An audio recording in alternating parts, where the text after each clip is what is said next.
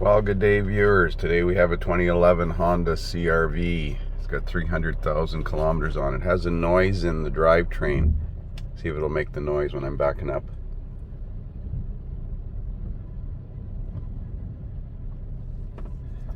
Seems to be worse when you're turning. I'll try going forward.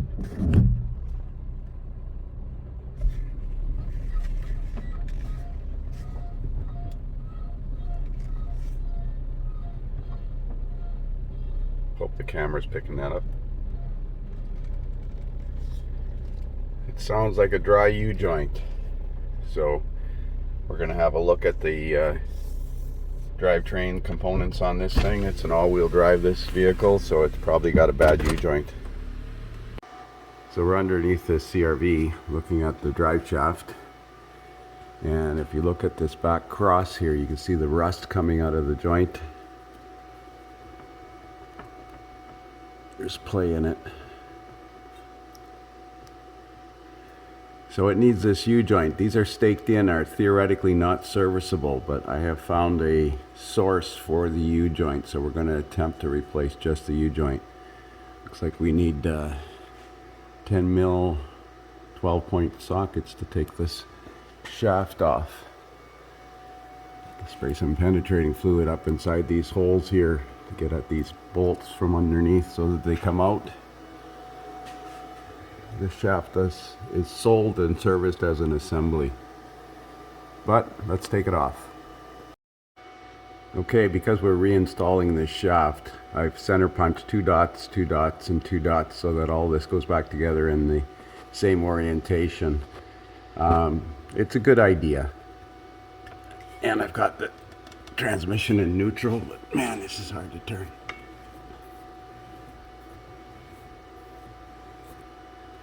And these are 10 mil 12-point. So I had to cut the cross with a torch because I couldn't get in there with a zip cut blade.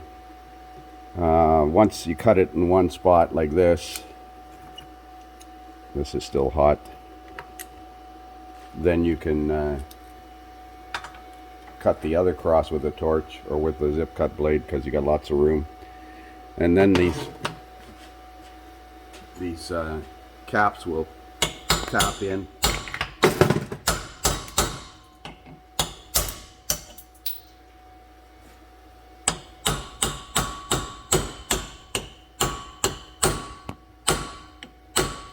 I gotta turn the shaft. Oh, maybe not.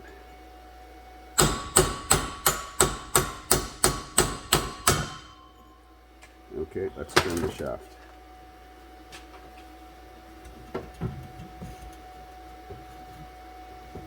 They're not that tight.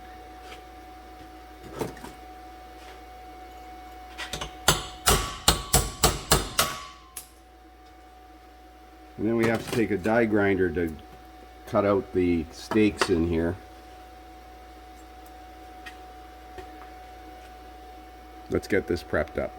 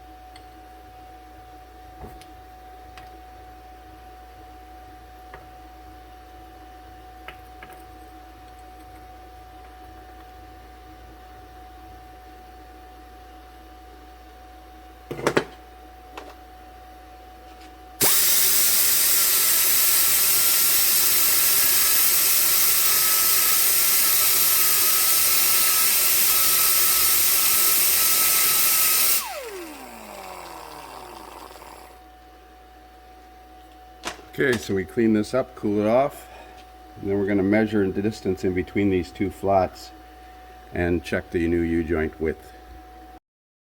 The U-joint I sourced out of Quebec. It's a 1-0028 NIPCO or NIAPCO. It wasn't cheap. Oh, I see this one's even greasable. I guess one of the caps has a grease fitting in it. Yeah, one of the caps has a grease fitting in it. So we need to put this in the vise and put light pressure on it and measure the distance between the two snap ring grooves on the outside edge and make sure that that width is in the cross here. This width here, because the snap rings are going to go on the inside, and this is not actually machined for snap rings, so we have to file it evenly on both sides.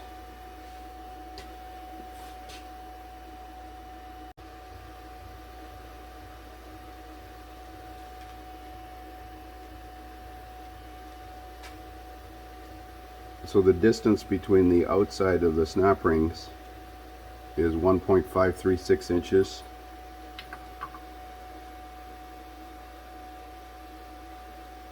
Wow. That's not going to fit in there. This is only 1.3 inches.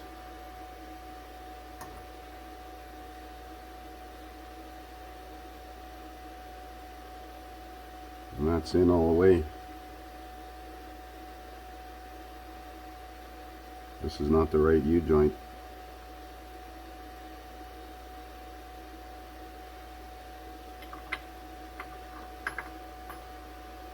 I can't file that much.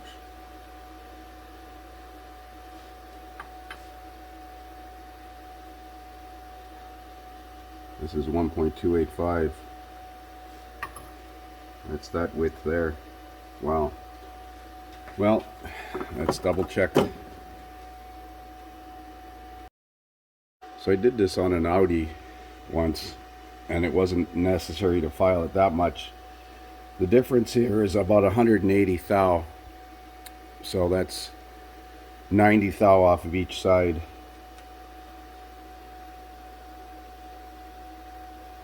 Well, the alternative is scrap the shaft completely, so I'm going to attempt to, I'll use a grinder instead of a file, at least until I get close.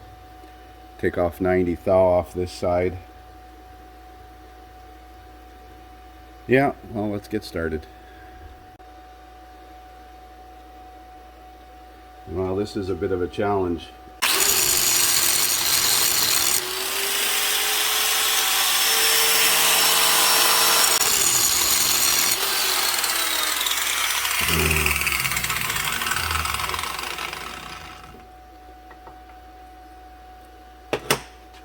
We're shooting for 150, 1.53 inches.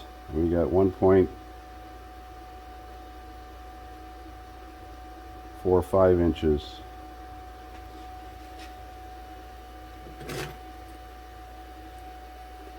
We won't do this again.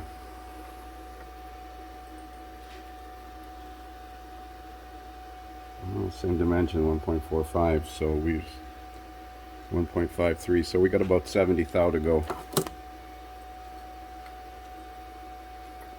Challenge is to keep it even on both sides, otherwise we'll end up with run out on the drive shaft. Well,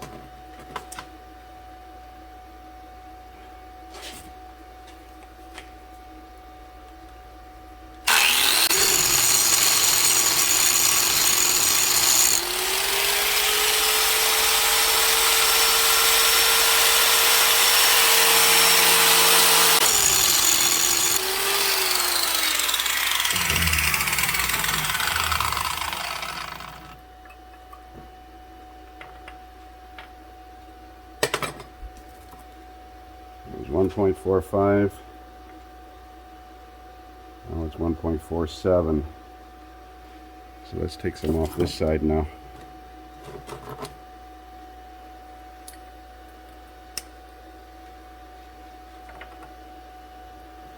Then we got to do the drive shaft side too.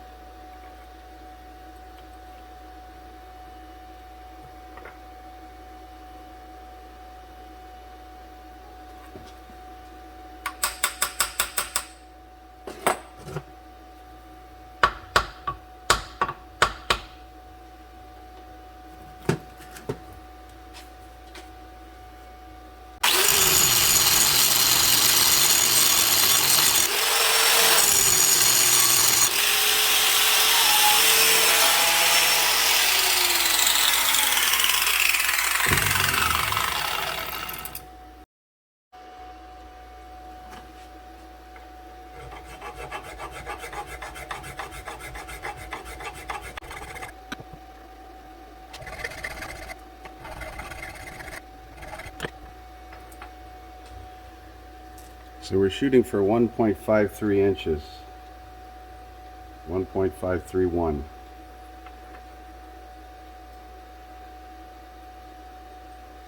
This one's 1.22 on this side. So this side here is a little tighter. You can see it. It's off square.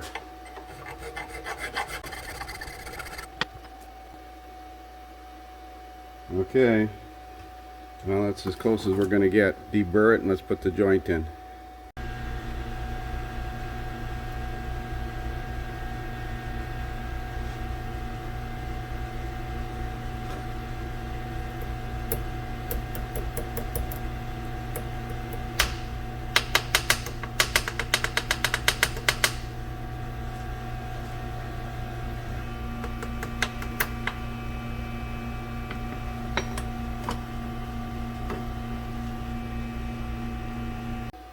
So there it is installed. It looks pretty even. Same protrusion on each side. Nice and smooth. So now we got to do the same thing with the shaft side of it. I think I'm going to leave it a little bit tighter, maybe 325 or something like that instead of 350, because these snap rings are a little thinner than the grooves, so there's some give. But this one should be fine.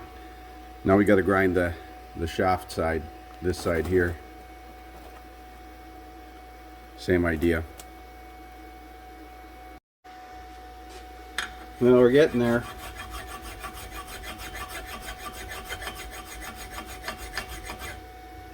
Almost have to take about a 1/16 of an inch off each side. But the problem is the inside of this shaft is not square.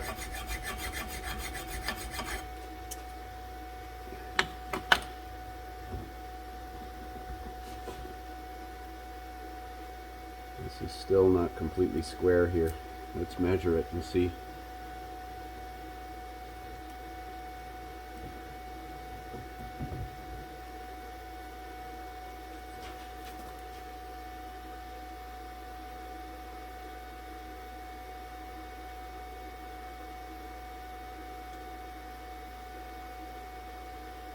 Yeah, we gotta file the inside corners. It's not square in the bottom here. Its dimension is good here, but it's not square there.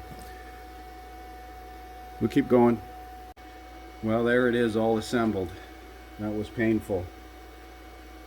Of course, if the hanger bearing was damaged, you'd have to change the entire shaft because there's no way to service the hanger bearing. Let's grease this U-joint.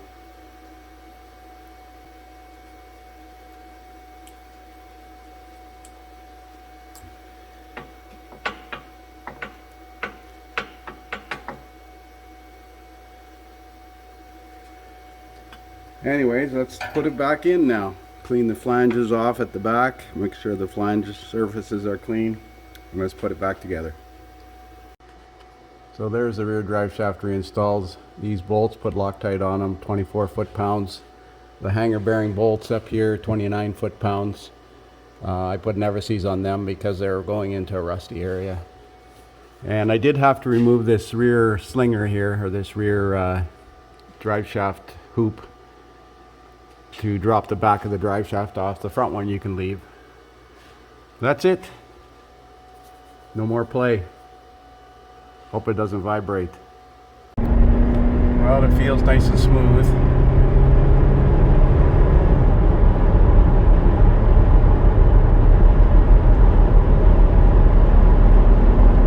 Yeah, it feels good. So we'll call this one fixed for now until the next U-joint goes, or until the hanger bearing goes. Thanks for watching. Just another comment I thought I'd throw in at the end of this. Make sure that all 4 tires are the same size. Don't have mismatched tires on these all-wheel drive vehicles because it stresses the drive line. These ones are good. Just thought I'd mention that. Again, thanks for watching.